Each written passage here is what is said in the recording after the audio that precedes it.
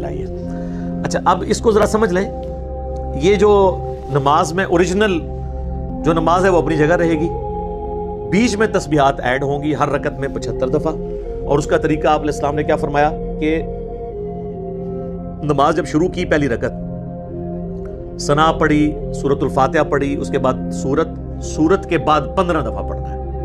بس یہ ایک جگہ ہے جہاں پر آپ نے 15 دفعہ یہ تسبیحات پڑھنی ہے, سبحان اللہ والحمد للہ ولا الہ الا اللہ واللہ اکبر. باقی جتنے سٹیپ آئیں گے نا پوری رکعت کے اندر وہاں 10 دفعہ ہے, تو ظاہر ہے کہ 6 مزید سٹیپ آئیں گے.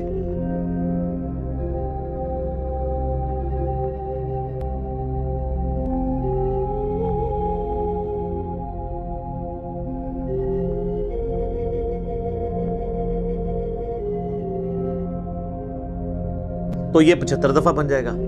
پھر جب دوسری رکعت کریں گے تو دوسری رکعت میں بھی قرات سے فارغ ہونے کے بعد 15 دفعہ, باقی ہر سٹیپ پر 10 دفعہ. لیکن دوسری رکعت میں آپ کو پتا ہے کہ دوسرے سجدے کے بعد جب بیٹھتے ہیں نا تو پھر آپ تشہد پڑھتے ہیں, تو وہاں پہ آپ پہلے تشہد پڑھیں گے, اس کے بعد یہ تسبیحات پڑھیں گے. چوتھی رکعت میں بھی پہلے آپ تشہد پڑھیں گے, درود شریف وہ سارا پڑھنے کے بعد یہ پڑھنا ہے تاکہ اوریجنل نماز اپنی جگہ رہے. رکوع میں بھی سجدے میں بھی سبحان ربی العظیم اور سبحان ربی الاعلیٰ کے بعد اسے پڑھنا ہے, ربنا لک الحمد کہنے کے بعد اسے پڑھنا ہے. اوریجنل نماز اپنی جگہ رہے گی. اور یہ کچھ فقہی احکام و مسائل تھے جو جامعہ ترمذی میں جب امام ترمذی اس حدیث کو لے کر آئے ہیں تو انہوں نے عبداللہ ابن مبارک سے جو امام حنیفہ رحمہ اللہ کے شاگرد ہیں یہ سارے مسائل نقل کیے ہیں کہ ان سے کاؤنٹر کوسچن ہوا کہ جب یہ نماز ہم پڑھیں گے تو ہم نے سبحان ربی العظیم کے بعد پڑھنا ہے یا پہلے, تو انہوں نے کہا سبحان ربی العظیم اپنی جگہ پڑھنا ہے, اس کے بعد اسے پڑھنا ہے.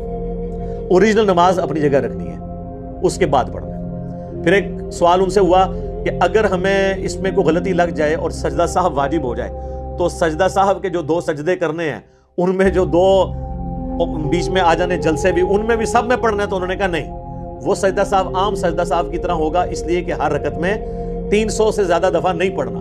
تو سجدہ صاحب میں اگر آپ پڑھیں گے تو 300 سے کراس کر جائے گا, تو اس میں سجدہ صاحب جو ہوگا وہ عام سجدے کی طرح ہی ہوگا. یہ نہیں ہے کہ سجدہ صاحب کیا ہے تو اس کی بھی تسبیحات کے بعد 10 دفعہ پھر 2 سجدوں کے درمیان بیٹھ کے, وہاں ایسا نہیں ہوگا. اچھا پھر ان سے یہ پوچھا گیا کہ یہ ہم 4 اکٹھی پڑھیں یا 2 کر کے, تو عبداللہ بن مبارک نے فرمایا کہ میں یہ پسند کرتا ہوں کہ رات کے وقت اگر میں اسے پڑھ رہا ہوں تو 2 کر کے پڑھوں, اور دن کے وقت بھی پسند یہی کرتا ہوں کہ 2 کر کے پڑھوں.